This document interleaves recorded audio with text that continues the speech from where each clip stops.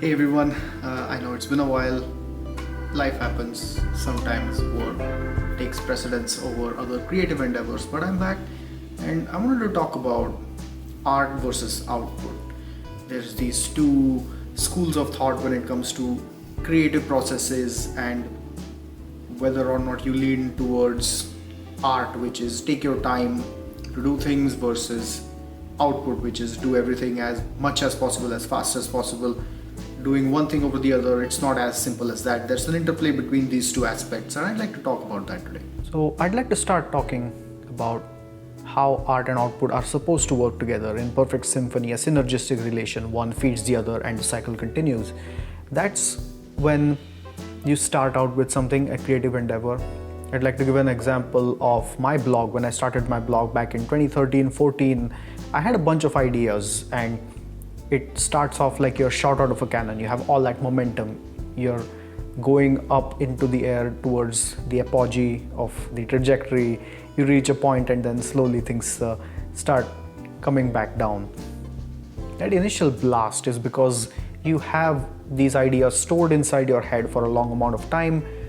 You have thought about them and they've been churning in your head till a moment where you know that you have to put pen to paper, figuratively, and do something.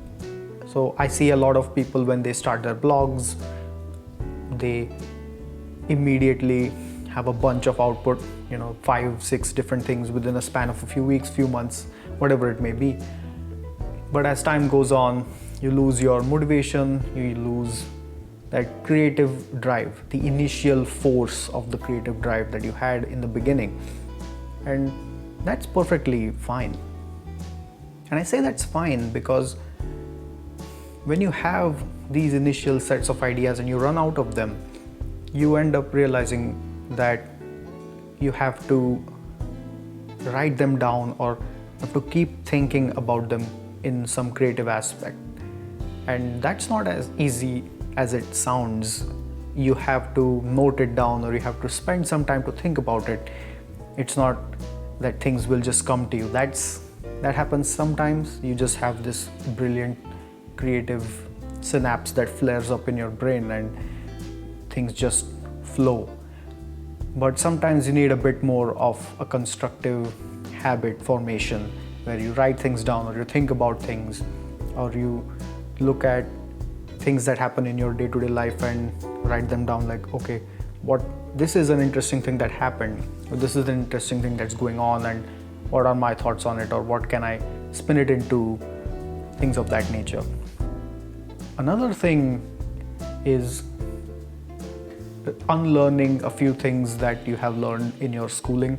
I say it in that way because in my schooling life, the way that things were structured were that you had English exams or you had lectures and classes in a semester, and then in the end there was one exam where you had one essay for 15, 20 mark, 25 marks, something like that, out of 80 to 100, and you had only one chance. You had a few minutes of your total writing time to create something from start to finish, and that reinforces the mindset of you have to do everything in one go from start to finish. You sit down, you write something, and you publish or you give it out, you create it, and it's out into the world.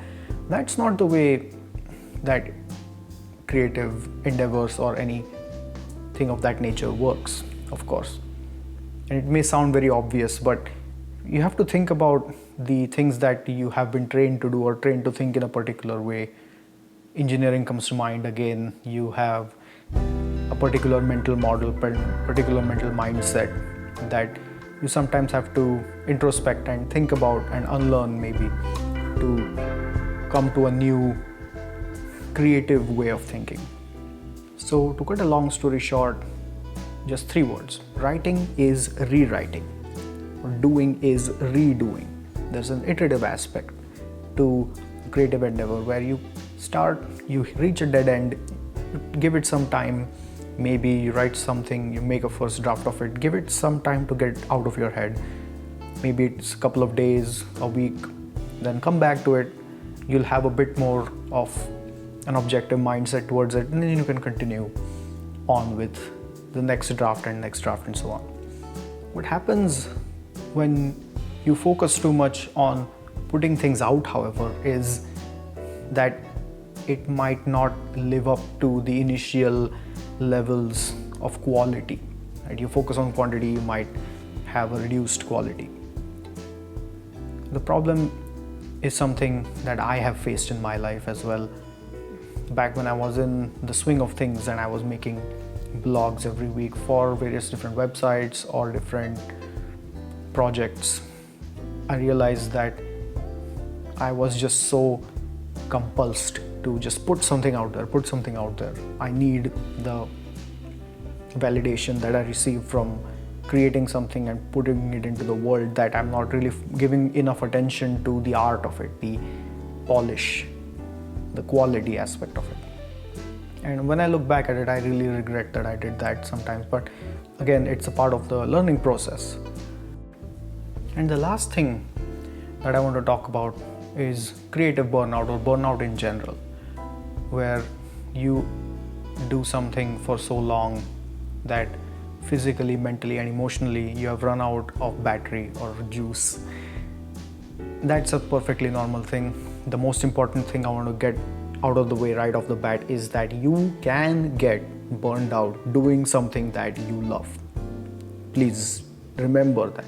Don't feel guilty about not being able to do something creative because you don't have the physical, mental, or emotional capabilities at that point. Life happens, it's perfectly fine to take some time off to recharge your creative energy, and sometimes life just follows a particular routine that there's really nothing that lends itself to a creative endeavor, where there's nothing new, exciting, abnormal, let's say, that sparks something within you. So you have to learn to take time off, and it's remove the output oriented mindset where I need to put something out, otherwise something will happen. So what? Just think about, so what will happen? Nothing is going to happen. It's the things that are in our heads end up being very trivial when it comes to these creative pursuits, and we end up creating too much of a value, or you tie it in with too much of your ego or self-worth, more than what it's worth. Creative endeavors, writing, making something, or any other pursuit of art, for example, falls by the wayside, especially in the age of social media where there is an instant gratification. How many times have you seen bloggers turning into tweeters, or any person with an artistic bent of mind who used to work on longer term creative projects? They just end up going to the trap of instant gratification of just Instagram or Facebook, whatever it may be, posting something, a small thing out there, and then just getting likes and just feeding off of that.